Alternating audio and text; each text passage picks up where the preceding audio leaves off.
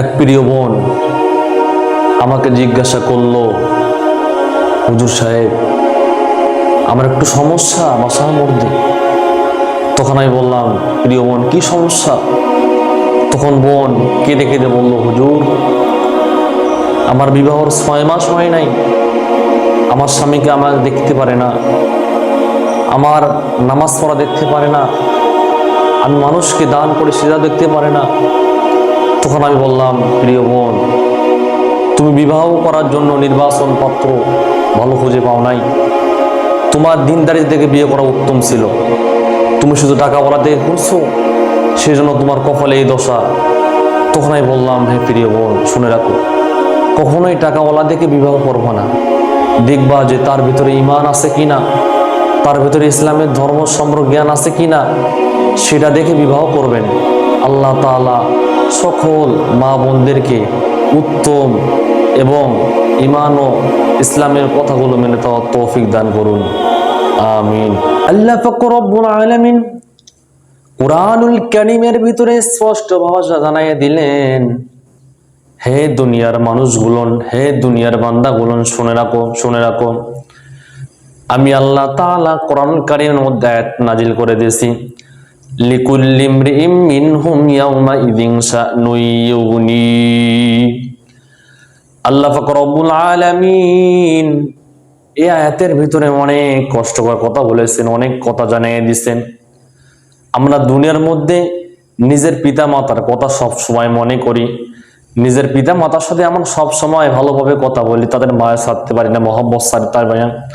কিন্তু আল্লাহ রব্বুল আলামিন জানিয়ে দিলেন, কাল কিয়ামতের ময়দানে একটা নেকি শর্ট হওয়ার কারণে রব্বুল আলামিন বলবেন, যাও তোমার পিতার কাছে যাও, একটা নেকি নিয়ে আসো।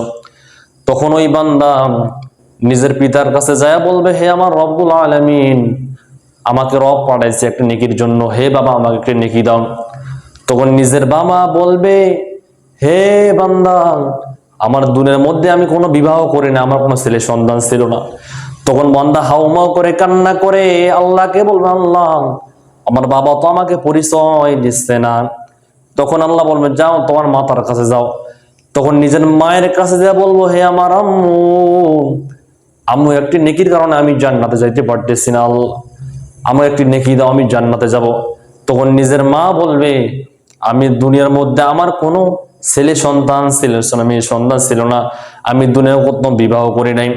তখন ওই বান্দা নিজের ভাইয়ের কাছে বলবে, হে ভাই, ভাই আমি একটি নেকির কারণে আমি জান্নাতে যেতে পারতেছি না, ভাই আমাকে একটি নেকি দাও।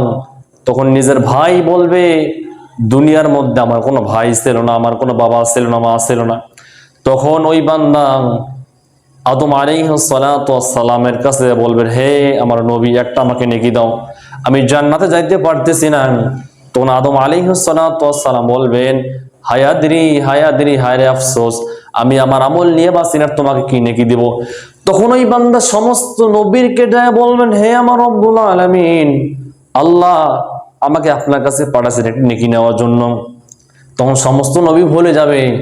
তখন সর্বশেষ মায়ার নবী হযরত মুহাম্মদ সাল্লাল্লাহু আলাইহি সাল্লামকে যাওয়ার পর আমার নবী সাথে নিয়ে তাকে জান্নাতের মধ্যে দিয়ে দিবেন, বলি না সুবহানাল্লাহ। আমার ভাইরা, আমার বন্ধুগণ, তাহলে দেখেন মায়ের নবী কত মহব্বতের মানুষ। যেই নবী আমরা নবীর সুন্নত আঁকড়ে ধরি না, কাল কিয়ামতের ময়দানে নবী আমাকে কিভাবে সুপারিশ করবে। কিন্তু দেখলেন আয়াতের মধ্যে আল্লাহ কিভাবে জানাইয়া দিলেন, নিজের মাতা, নিজের পিতা, নিজের ভাই কেউ পরিচয় দিবে না।